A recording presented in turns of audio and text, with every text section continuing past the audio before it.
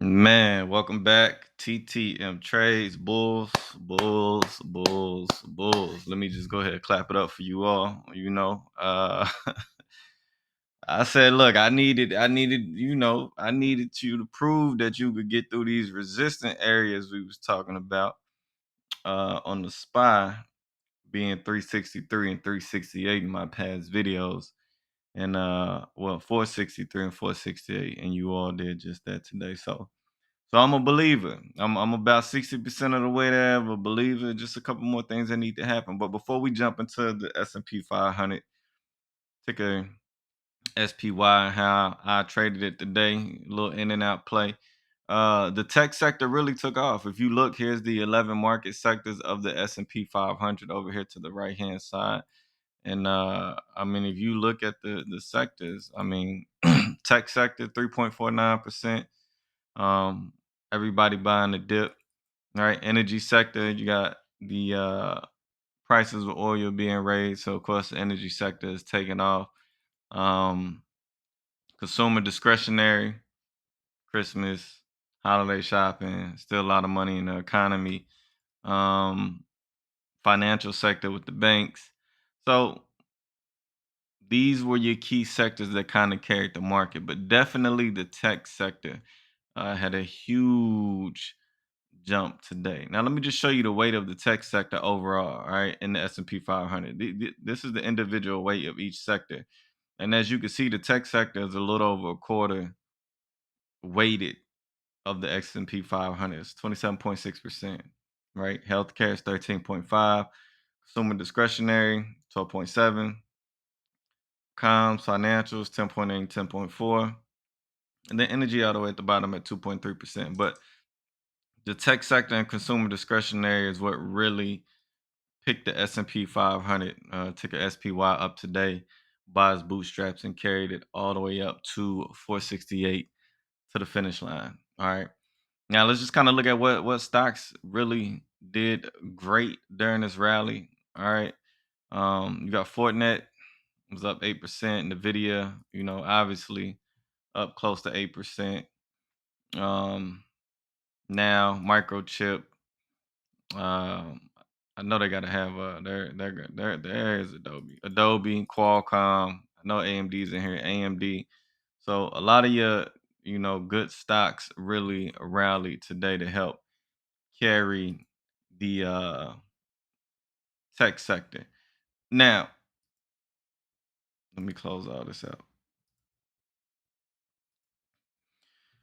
Now the way I traded the SPY, ticker SPY. Let's go back to the watch list.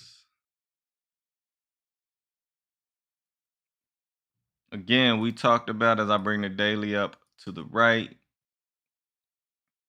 2 hour in the middle, 5 minute to the left.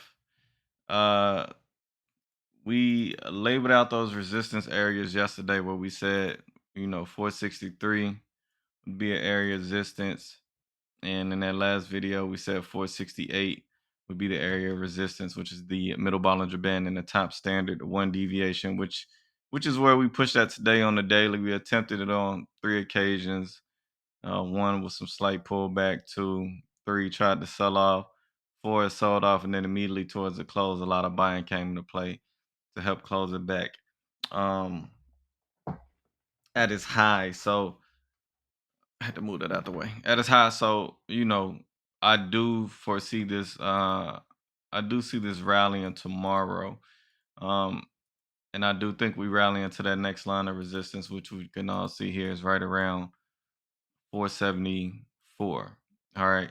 Now, what I would like to see, and again, I'm not just with the news that's pending. I'm not playing any of this in a medium to long term basis. A lot of my trades leading up to Thursday and Friday are going to be in and out trades because I just don't want to hold through the news what's going to happen. All right. Now, those 440 puts I was looking at, they got low. They got way past the point in which I was trying to buy them. I was looking to get in at like 305. They got down to like two and some change. So what I did was I um waited until we got into that 468 window. So what I'm gonna do is I'm gonna bring the daily here to the middle. I waited till we got up to this 468 window. All right. And what I did was looking at the 5 minute chart here. All right. In the morning, we gapped up in the morning. And again, knowing that 468 was that level of resistance, I didn't want to chase it or buy call options or anything like that. So knowing that 468 was that possible next line of resistance, I kind of wanted to see how the price action reacted to 468. So as we began to chug up and we had that first push in the 468, I noticed we kind of pulled back. And then from there, the price action started going into a consolidation cycle, like I always point out, with the PMO trending downwards and then the Bollinger Band with here down at the bottom um, consolidating. So seeing this, what I did was I waited for another push up into that 468 area and I locked in some 440 puts for December 31st. Now, not waiting till December 31st. I got in and I got out today. All right.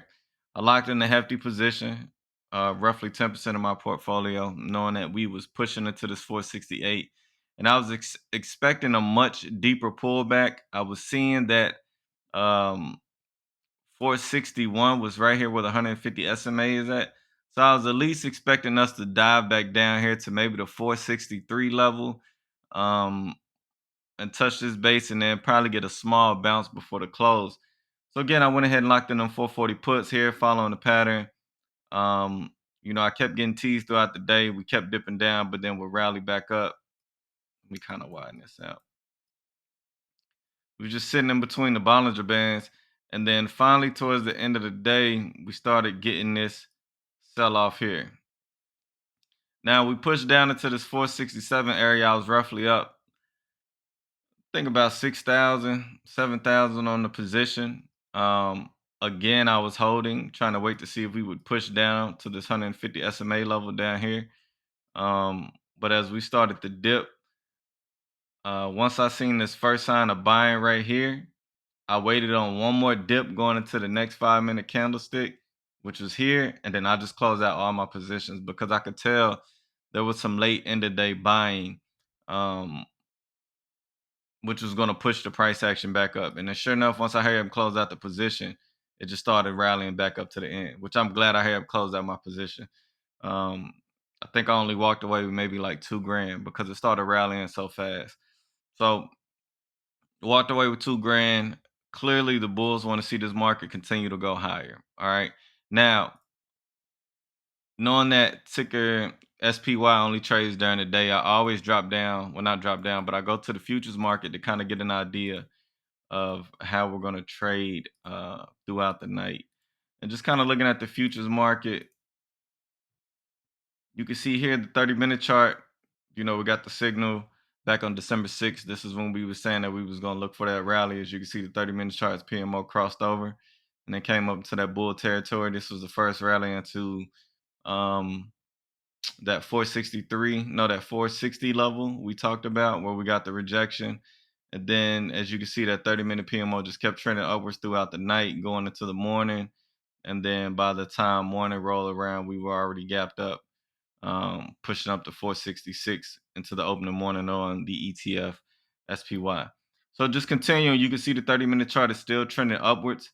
Um, it is going into another consolidation cycle. As you can see here, the Bollinger Band with is still dipping down. So either one or two things happen here tonight with this going into a consolidation cycle. This either drops down to 466 or 467 level on the futures market, and it kind of bounces back and forth between 467 and 469 between that middle BB and that top standard 1 BB. And then when we start going into the morning, you get a dive down back down here to this 465 to 463 level um, to start tomorrow off. Or throughout the night, we get a dip down to this 467 level. And then just based on the bulls buying this back up and rallying it before the close, you could get another strong bounce. And then we rally up into this resistance area of 474 to 475, or this top 2 standard deviation Bollinger Band is sitting at, which will correlate with where we last topped out at our all-time highs before the SPY sold off, running down into this area. So those are the possible plays for the futures market tonight. Um, Either way, my intention is to not hold anything overnight. I'm not a day trader, but more than likely, that's probably what I'm going to be doing.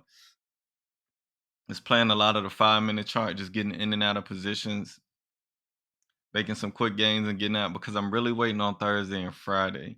Um, Now, what I can say is if the Bulls decide to rally this up all the way to all time highs at 475, I will lock in puts going into Thursday and Friday's news.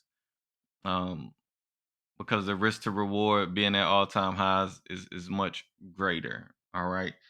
We push all time highs, the news come out, the overall market isn't feeling it, investors isn't feeling it. Then we go from 475 and there's a big point spread all the way back down here to these support levels at 464, 458, and 453. Right. So that's a nice spread back to the downside. Okay. Uh if the news comes out during market open or prior to market open, um, I highly doubt we gap up too much. I highly doubt we gap way past the all-time highs without it having to be somewhat filled. So if we do push towards the all-time highs going into tomorrow, I will lock in those puts uh, going into the news. I feel a little more comfortable at all-time highs, locking in some very low premiums at all-time highs to take it back to the downside. Now, if the Bulls are unable to get through this 469, 470 level tonight, and I start seeing us pull back because initially that's what I said the Bulls need to do. They needed to break past this lower high, which was at 460, which the Bulls did. They attempted. Then as the market closed, they sold off, and then overnight they broke through that all time that lower high. Um, and I said they need to break through that lower high and push that 468. And then what would make me a believer is if and when they pull back, if they held um this 460 level where the middle BB is at, or even this 454 level, if they was hold one of these two, then that would make me a believer, and I would probably take some long positions in the market to continue to try to make all-time highs, which I think the market wants to push to 500 even as its next level. Then I'll lock in some more long-term calls, probably for 3 months, and just kind of see how the market plays out. Now, one thing to keep in mind again with this news on Thursday and Friday, right? The consumer price index. Yes, the tech sector is rallying the market with it being weighted 27% of the S&P 500 is going to carry the market, okay?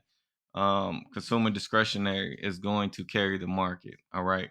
But if the consumer price index comes out and it shows that inflation is above what they're forecasting, this will push Jerome Powell to cut back on those bond purchases and then possibly interest rates being raised a lot sooner. And again, we know that affects the tech sector. So if that news comes out, then just as the tech sector rallied, which is what I want the Bulls to keep in mind, it will more than likely begin to collapse, which will bring the market back down. So just kind of keep that in mind again as you position yourself in the market. Just going back, looking at the VIX, we can see the VIX is on this downtrend. 30-minute chart broke down. You can see the PMO constantly moving downwards. It was on a strong downtrend, unable to get above this bottom one standard deviation Bollinger Band. It did break above this bottom one standard deviation Bollinger Band, which doesn't necessarily take the VIX out of a strong downtrend. But if it can hold this one standard deviation Bollinger Band and show some consolidation right above it, which is sitting at 2180, then that would set the VIX up to bounce back up to this 26.95 or $27 level on the 30-minute chart, which on the 2-hour chart correlates close to the middle Bollinger Band. Um, and again, you get that bounce going into tomorrow, or you get the VIX consolidating right above that 2180 to $22 level, then that would concern me with the SPY as the VIX bounces. Then that would let me know, and or if the VIX consolidates above that level and it shows that it wants to bounce, then that would let me know that this level is gonna fade out and we'll push back down into those levels I was talking about. The Bulls need to hold as far as 460 and 454. So just keeping an eye on the VIX going into tomorrow. It is trying to come out of this downward slide. It finally got above that bottom one standard deviation. But again, the VIX has a lot of resistance. It has to get through. Again, sitting right around 23.40, $25 even, and then even coming up here right around 27. So keeping an eye on the VIX tomorrow, and we'll see what happens. Um, if the market continues to rally, like I said, I'm going to take some puts right at the all-time highs, and then I'm more than likely going to take some puts on the VIX to continue this downward pressure on the VIX down to these lows of possibly 20, where the daily's middle BB is at, down to $18.50. Depending all on if this 30-minute chart holds that level going into tomorrow. But other than that, Bulls, great job. I'm somewhat of a believer. We'll see how you do tomorrow. If you push the market up to that 474 level, which is your next line of resistance, sitting right here, right where the price action consolidated at prior to this drop, and or if the bears somewhat come back into play and pull you back down to these lower levels we was talking about on the intraday charts. But till next time, TTM Trades, I'm out.